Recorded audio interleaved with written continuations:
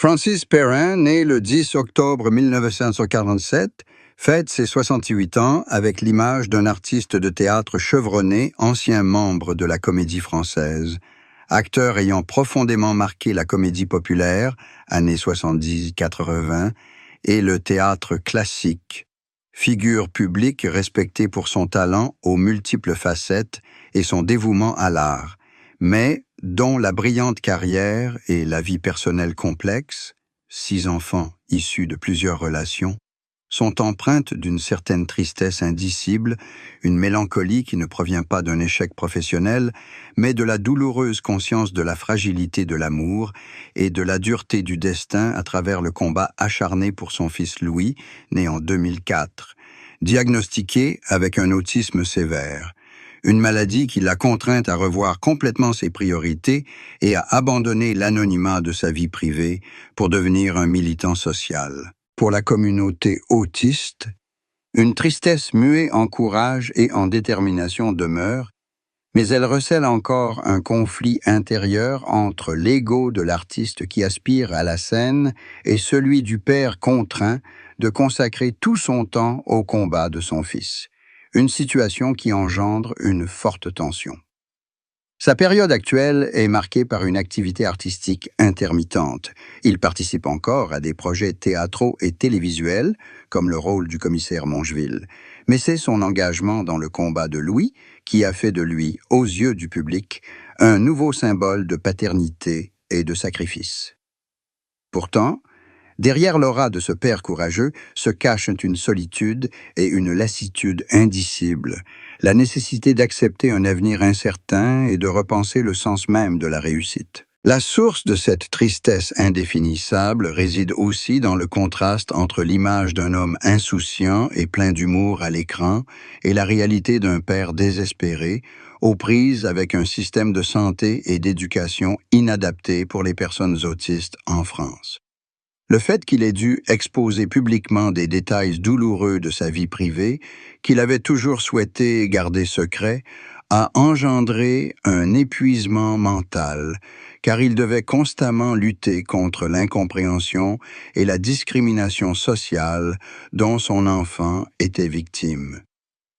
Une part de cette tristesse se manifeste également par des regrets secrets concernant des erreurs passées, notamment les échecs de ses précédents mariages, échecs qui, selon lui, ont affecté la stabilité de ses autres enfants, Inka et Aël. Ce constat l'a poussé à chercher rédemption et paix dans son 3e mariage avec Gersende Dufromentel, son épouse actuelle et la mère de Louis, devenue sa seule compagne et sa seule raison de se battre. Cette situation a créé une tension entre son désir ardent de liberté et les contraintes de ses responsabilités familiales et de son handicap. Le plus grand mystère et la plus grande énigme qui entourent Francis Perrin sont les suivants. Que cache ce personnage ? Peut-être dissimulait-il l'ampleur de son obsession pour la sécurité et l'intégration de Louis. Le fait que cette préoccupation était devenue partie intégrante de ses décisions quotidiennes, une angoisse qui le poussait à surprotéger et à contrôler Louis. Il cachait la complexité de sa relation avec ses aînés, le fait que son attention portée à Louis avait involontairement créé de la distance et de la jalousie au sein de la famille, un fait qu'il reconnaissait rarement en public. Plus encore, il dissimulait un secret personnel concernant son combat spirituel et sa quête de sens après le diagnostic de Louis, le fait que le combat de son fils l'avait amené à réévaluer toutes ses convictions. L'histoire d'amour, de mariage et de rupture dans la vie de Francis Perrin est dépeinte à travers une série de mariages, 3 au total, et 6 enfants. Cette situation a engendré une vie privée complexe et une histoire personnelle riche en émotions. Mais la rupture n'est pas seulement d'ordre sentimental. Elle touche aussi à la remise en question du stéréotype du père de famille et à la perte de sérénité causée par la célébrité. Cette rupture l'a contraint à affronter la curiosité excessive du public concernant la différence d'âge avec sa 3e épouse, Gersende du Fromentel, ainsi que l'ingérence des médias dans l'éducation des enfants et la relation complexe entre ces demi-enfants. Cette situation a créé un fardeau commun et une épreuve constante pour leur engagement. La première phase correspond au premier mariage avec Laurence puis Caroline, qui lui ont apporté ses 3 premiers enfants et une carrière prometteuse. Cependant, ces mariages se sont soldés par un divorce en raison de l'incompatibilité entre la vie glamour du spectacle et les aspirations familiales traditionnelles, l'obligeant à accepter l'impossibilité de fonder un foyer stable. La seconde phase fut sa relation déterminante avec Gersende du Fromentel, une actrice bien plus jeune que lui. Cette relation fut perçue comme son salut et sa renaissance à la cinquantaine. Azucena lui apporta non seulement l'amour et la stabilité, mais aussi ses 3 derniers enfants, dont Louis, et une nouvelle philosophie de vie, lutte-sacrifice. Cette relation devint son pilier émotionnel et un rempart contre les regards indiscrets des médias français. Ce mariage était à l'opposé de ses relations précédentes, une célébration du sacrifice et de la priorité donnée à la famille plutôt qu'à la carrière. Pourtant, la rupture survint sous la forme d'une lutte pour maintenir le lien malgré les difficultés financières et l'épuisement émotionnel lié aux soins de Louis, chapitre 5, ce qui engendra de fortes tensions internes. Une partie de la tristesse de Francis Perrin, dans le contexte de son mariage, tenait au regret de ne pouvoir offrir de stabilité à ses aînés. Il avait dû sacrifier sa brillante carrière au profit de sa famille, un sacrifice d'autant plus douloureux qu'il avait été confronté à l'autisme de Louis, le forçant à revoir toutes ses priorités. La perte d'innocence qu'il avait connue après sa rencontre avec Gersende avait fait place à un profond engagement à soigner et protéger ceux qu'il aimait le plus, un engagement qui s'accompagnait du fardeau du jugement et de l'incertitude du destin.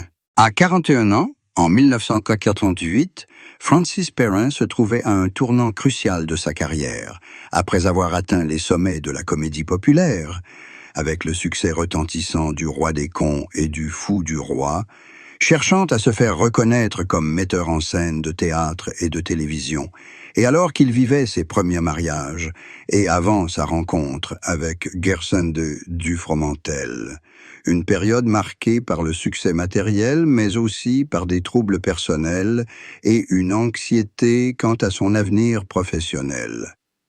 C'est précisément dans ce succès et ses troubles personnels qu'une tristesse invisible transparaissait clairement à travers ses déclarations sur la solitude de l'artiste et la quête incessante d'une reconnaissance sérieuse. Une des tristesses qu'il tentait d'expliquer à l'âge de 41 ans était la fatigue et la frustration de devoir constamment lutter contre les préjugés des critiques et intellectuels français qui le qualifiaient de comédien et refusaient de reconnaître son talent classique et son sérieux.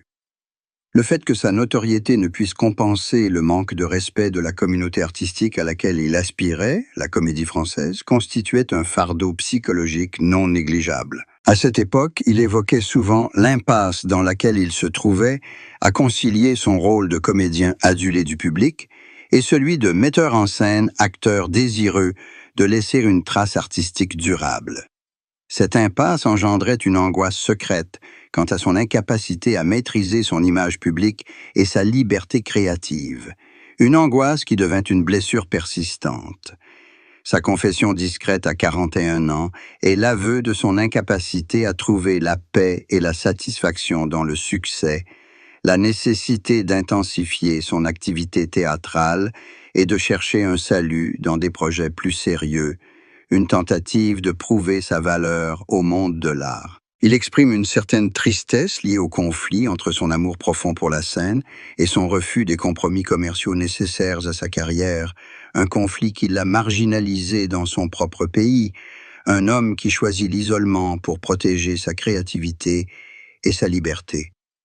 Cette tristesse est aussi la conscience de la fragilité de sa réputation et la nécessité de lutter sans cesse pour garder le contrôle de sa vie, un combat qui a forgé sa résilience et son dévouement ultérieur. Le parcours de Francis Perrin est une symphonie complexe entre théâtre classique et cinéma commercial, une succession de renaissances et de métamorphoses, d'un membre respecté de la Comédie Française, où il apprit à apprécier la littérature et le théâtre, à une vedette comique adulée, années 70-80, puis à un père engagé après 2004.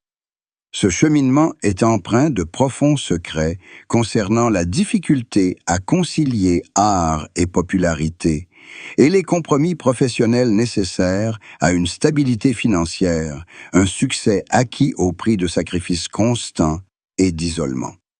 Le plus grand secret de la carrière de Francis Perrin réside dans l'ampleur de sa frustration et de ses regrets de ne pouvoir mener une carrière théâtrale pleinement sérieuse, d'avoir dû accepter des rôles dans des comédies commerciales pour subvenir à ses besoins et élever une famille nombreuse. Cette situation lui a laissé une profonde blessure, celle de ne pouvoir réaliser pleinement les idéaux artistiques de sa jeunesse. Le deuxième secret que sa carrière a longtemps dissimulé résidait dans le calcul minutieux et le choix stratégique de se repositionner après chaque crise personnelle et professionnelle.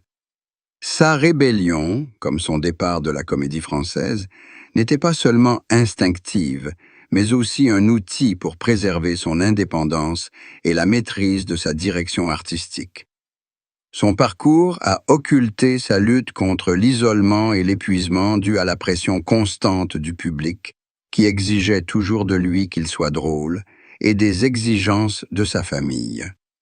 Il a également dû compter sur le soutien de Gersende du Fromentel, non seulement dans sa vie personnelle, mais aussi pour redorer son image et choisir des projets plus ambitieux comme Mongeville. Le dernier secret est l'impact profond de l'autisme de son fils Louis sur la fin de sa carrière. Ce trouble l'a contrainte à mettre entre parenthèses une grande partie de ses activités artistiques pour devenir porte-parole et militant de la communauté, un changement qui a transformé sa quête de gloire en quête de sens. D'une manière ou d'une autre, sa tristesse l'a poussé à trouver un exutoire et un but en contribuant à une cause qui le dépassait, un parcours professionnel qui s'est achevé par une libération personnelle et l'acceptation que le plus grand succès réside dans la capacité à transformer la douleur en action. Si l'amour de Francis Perrin est perçu comme une succession de tentatives pour trouver la stabilité, alors sa confession d'amour la plus bouleversante ne relève pas d'une quelconque trahison amoureuse, mais d'un aveu profondément personnel et philosophique. Une redéfinition de l'amour par le sacrifice inconditionnel et le lien indissoluble qui l'unissait à Gersende du Fromentel et à leur fils Louis. Cet aveu révèle la vérité crue. Son plus grand amour était un engagement partagé dans le combat pour Louis, un amour qui a transformé l'épreuve et le désespoir en une source de force et un serment éternel entre époux. La confession la plus bouleversante fut que son véritable bonheur ne résidait pas dans ses grands succès sur scène, mais dans les petites victoires quotidiennes que représente le fait de prendre soin de son enfant et de se battre pour lui. Il a choisi d'aimer Gersende en partageant et en portant sa douleur, un choix qui a fait d'eux une véritable unité de combat, bien plus qu'un simple couple. Cette confession fut bouleversante car elle révéla l'ampleur de la transformation de Francis Perrin. D'un homme rebelle et ambitieux, il était devenu un père dévoué et altruiste. Il avait choisi Gersende non seulement par amour, mais aussi parce qu'elle était la seule capable d'affronter à ses côtés les épreuves les plus dures de la vie. Cette philosophie transformait l'amour en un pacte de sacrifice et d'engagement absolu. Il laissait entendre que la paix intérieure ne lui serait accessible qu'en acceptant que le combat de Louis soit sa mission ultime et la plus importante, un sacrifice justifié par son amour profond pour son fils et son respect pour son épouse, qui partageait cette responsabilité. Sa seconde confession fut un aveu de regret, celui de ne pas avoir accordé suffisamment d'attention à ses aînés. Il reconnaissait que se concentrer sur Louis était une nécessité, une priorité absolue. Cette acceptation marquait la fin de son égoïsme et le début d'une maturité tardive. La confession la plus choquante fut le fait que son plus grand amour était la résilience de Gersende face aux épreuves et à la solitude de son éducation. Une résilience qui lui permit de renaître et de trouver le salut dans les liens familiaux. Pour Francis Perrin, un nouveau mariage n'était pas synonyme de recherche d'un autre partenaire, mais bien d'une réaffirmation et d'un engagement éternel envers son union avec Gersende du Fromentel. Il décrivait cette relation non comme un mariage conventionnel, mais comme une alliance fondée sur une lutte commune et un espoir constant pour l'avenir de Louis. Une vision devenue plus pressante et profonde après des années de responsabilités partagées et d'épreuves financières et émotionnelles. Ce nouveau mariage était une déclaration. La stabilité et la compréhension qu'il avait trouvées dans cette relation constituaient un accomplissement unique et un engagement irremplaçable. Le fait qu'ils aient affronté ensemble les pires épreuves de la vie, sans faiblir ni se blâmer mutuellement, avait renforcé leur vœu de survie pour la famille. La principale différence entre sa conception du mariage et celle des autres réside dans l'alliance de l'amour romantique et de l'amour militant. Il faisait du soin de Louis un objectif commun et un acte d'amour pour Gersende, un acte devenu la priorité absolue et la plus forte affirmation de la valeur de ce mariage. Il a un jour laissé entendre que sa paix intérieure lui venait du soutien inconditionnel de Gersende, devenue sa confidente et sa camarade dans la lutte contre l'indifférence sociale envers les personnes autistes, un soutien qui a renforcé leurs liens d'une manière que la réussite matérielle n'aurait pu. L'équipe. Le nouveau mariage de Francis Perrin est la reconnaissance silencieuse que le véritable amour réside dans la capacité d'affronter ensemble la finitude et l'incertitude de la vie, une reconnaissance qui lui a apporté plénitude et réconfort dans les moments les plus difficiles. Elle recherchait un engagement qui le libérerait de son obsession pour sa carrière et ses problèmes personnels, une liberté qui lui permettrait de profiter pleinement des moments en famille et de la simplicité de la vie de parents atypiques. L'Alliance des luttes fut son nouvel engagement et sa plus forte réaffirmation. La conclusion est l'affirmation de la rédemption par la paternité et le courage. Sa vie est un drame écrit dans la rébellion, le regret et la transformation. Un drame qui atteint son apogée émotionnel dans le combat pour son fils Louis. La tristesse invisible, née de l'instabilité personnelle et professionnelle, se transforme finalement en une énergie humaine qui le pousse à se dévouer à ceux qu'il aime et à les protéger. Premièrement, cette conclusion montre que la rédemption réside dans le sacrifice. Sa relation avec Gersende du Fromentel témoigne du pouvoir transformateur de l'amour, car Gersende n'est pas seulement son épouse, mais aussi celle qui l'a aidé à trouver un sens à sa vie et à atteindre une maturité tardive, celle qui l'a aidé à échapper au chaos de son passé et à se concentrer sur les valeurs essentielles de l'existence.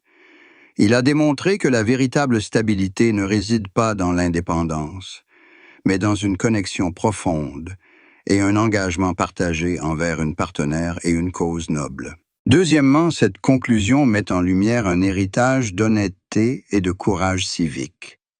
La fin de carrière de Francis Perrin fut marquée par une transgression constante des règles, une transgression qui fit de lui un héros pour ceux qui voulaient se battre pour leurs enfants et défier la stigmatisation sociale sans se soucier des jugements.